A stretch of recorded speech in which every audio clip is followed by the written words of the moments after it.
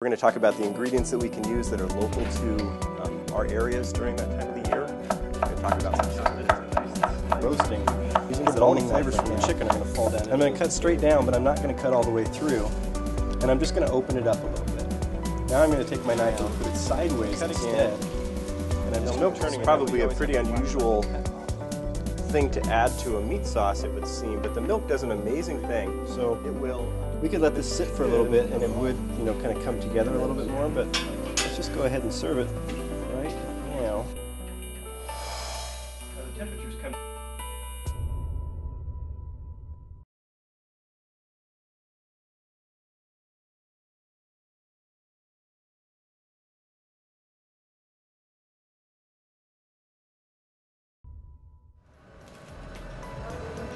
Fire 3 large chops, dressing side with an arugula, add chicken dressing side, and a side of Brussels sprouts.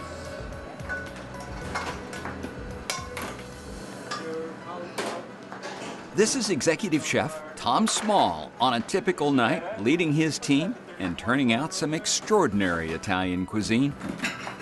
Fire 2-piece bruschetta and a small punch of fennel and apricot.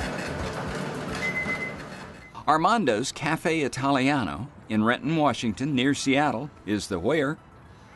A local Italian eatery where Chef Small and his team deliver a menu with a focus on seasonal Italian dishes with a creative flair. In this episode, Cooking for the Seasons, Winter Cuisine. Hi, my name is Tom Small, and today I'd like to talk to you about cooking with the seasons. We're going to start with winter. It's cold outside, and the weather's just not that nice, and so we're going to talk about the ingredients that we can use that are local to our areas during that time of the year. We're going to talk about some simple ways to prepare them.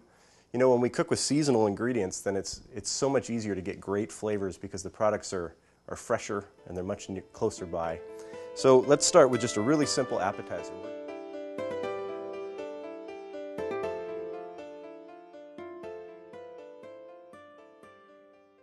We're going to make a goat cheese torta. This is just something really nice and easy that you can make ahead.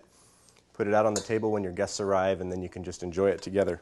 So I'm starting with 8 ounces of goat cheese. This is fresh goat cheese called fromage blanc in my bowl.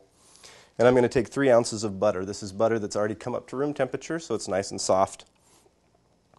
If I started with really cold butter, then I'd have to work way too hard to get these two things together. Now the reason that I'm adding a little bit of butter to my goat cheese is so that I get a silkier, creamier texture.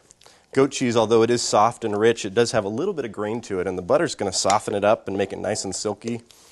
It's also going to help me when I put it in my mold because I want to be able to put it in my container, refrigerate it for a little while, and then be able to take it out of the container so I can serve it on a plate. The butter's going to make it firm up in the refrigerator and make it really easy to do that.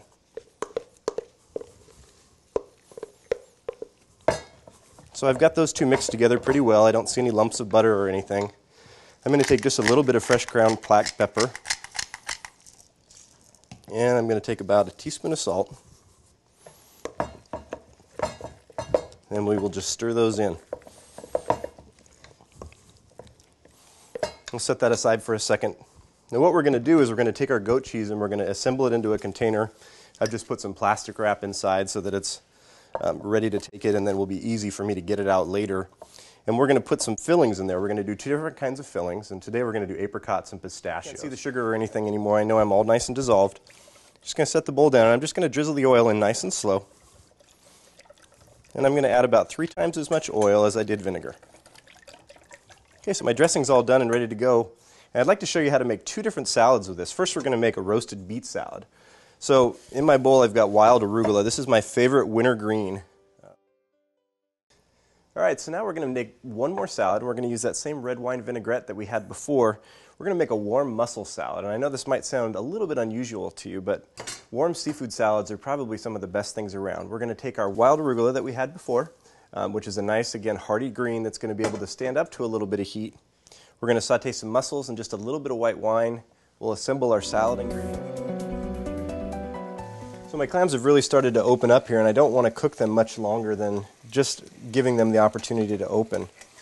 You know, with clams and fresh shellfish, there's always the possibility that one of them is not going to open. If they don't open up, then it means that they're not as fresh as the rest of the ones in the pan. And so we'll give them a minute to catch up. But if they don't open up, then we'll just take those out and use the rest. So our bolognese has been cooking for about 30 to 45 minutes now, and the meat has really had a chance to cook down and get tender. You can see that the oil is separated from the meat in the pan, and it's really got a kind of nice, crispy, caramelized edge to it. So now we're ready to add a few other ingredients. First, we're going to add just a little bit of marjoram. Remember, that's real similar to oregano, so if you want to substitute fresh oregano, you can. We're going to season it with a little bit of kosher salt. And we're going to add milk. Now, milk is probably a pretty unusual thing to add to a meat sauce, it would seem, but the milk does an amazing thing. I'm going to cut straight down, but I'm not going to cut all the way through, and I'm just going to open it up a little bit. Now I'm going to take my knife and put it sideways instead, and I'm just going to run my knife right along and just kind of open it up like a roll of paper as I go along.